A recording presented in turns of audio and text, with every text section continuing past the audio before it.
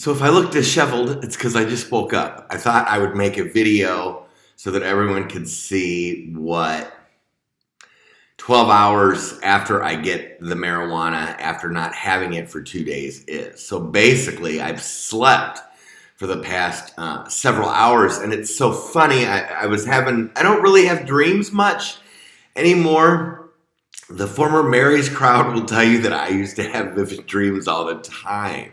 And sometimes they were quite funny. One time I dreamt that the space shuttle landed on the beach in Santa Monica. And then it turned out, like a few years later, they made a movie where that really happened. But anyway, I've been sleeping for several hours. And when I just woke up and was laying in my bed, I thought, well, I don't know. What is it, about 4 o'clock in the morning? I figured it was tomorrow. So I was surprised to see it's not even quite 10 o'clock yet. I got out of bed and I turned the light on, and the freaking mouse. Oh my God. I ran into one of my neighbors and she told me the whole neighborhood's full of them. She says it's really, really bad year for mice. And of course, Lulu died. So, this is the first year without Lulu that it's a really bad year for mice. Anyway, when you turn the light on and see him run, my God. And now he's hanging out in the room edition. He was hanging out in my room. I wake up in the mornings, I turn the light on, he's sitting on the floor, like thumping his tail on the floor. Like, are you going to get out of bed and go into the kitchen? And then he runs into the kitchen. Anyway, on a serious note, they are hauling in the tattoo gangs. Boy, it's scary. This one kid they hauled in, he looks like a child. It's so scary.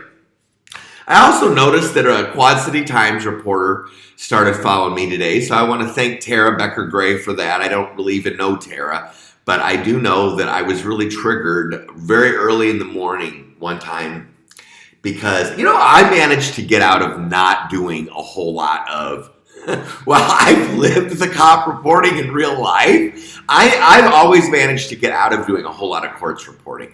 So Tara had explained to me that sometimes when it says release our own recognizance or whatever, and it doesn't make sense, they've only released them to federal. So Tara was nice enough to respond without getting angry when I sent her a triggered message very early in the morning once. I just hope that my friends in the news media, and maybe you don't feel like you're my friends after some of the videos I've made.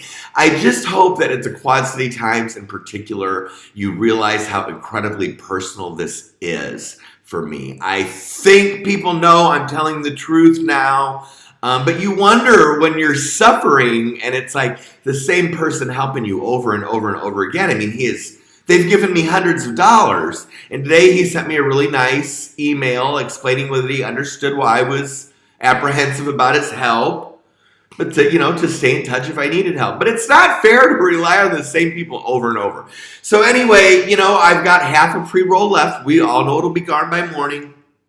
I'm selling my $130 printer. I've got it marked down to $40. Maybe I'll mark it down to $35. I have to stay medicated so that I can continue to be courteous to the community, but more importantly, so that I can remain calm and not scared, not go into cardiac arrest, and not throw out F-bombs at everyone. So hopefully everyone can understand that when you've busted a gang, it's scary. But it goes way beyond busting a gang. I was locked up and tortured by my Congress lady and appointed Sheriff hubby. And I'm going to continue to say that even medicated because it doesn't change what happened, guys. Nor does it change Quad City Times how you covered up the Fitzpatrick arrest and everything related to my trauma, and you allowed me to be a laughing stock of the community. And now I have no employment. I have no income. I have no bank account. I have no shampoo, but I do have bar soap, and that's what I've been using. It's not fair, media. I've been through enough, for God's sakes. So anyway, the marijuana helps. It's like, where will the marijuana come from tomorrow? Tin cup. I mean, I'm exhausted. I'm tired. I don't have a doctor. I don't have insurance, so I can't even begin disability.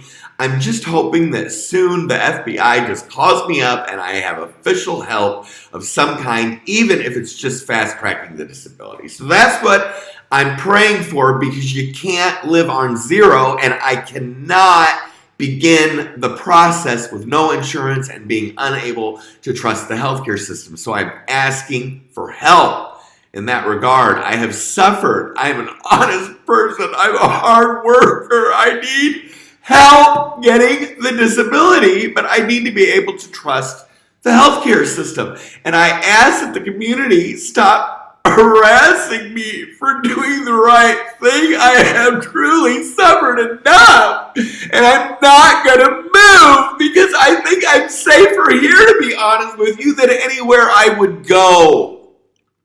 Because this little boy gang, and I've been using the hashtag the gang is all queer, because there's actually a book called that, and I think this gang is all queer. It's still a gang, and it's scary. So have a good night. No need for me to be crying now, because I'm doing fine. I'm doing better. And I just hope I have a way to get weed tomorrow. I don't know what more I can do. I've applied for work. I'm trying to do everything right, so I don't know what more I can do for this community to try to do things right. I feel isolated, ostracized, and I need to make sure I can keep my medicine. It felt so good to sleep all day and to have that sleep. So have a good night, everyone. Say some prayers for me. I want to get my life back on a track of normalcy. I do not deserve to be living a life like this. I haven't done anything to deserve it. Thank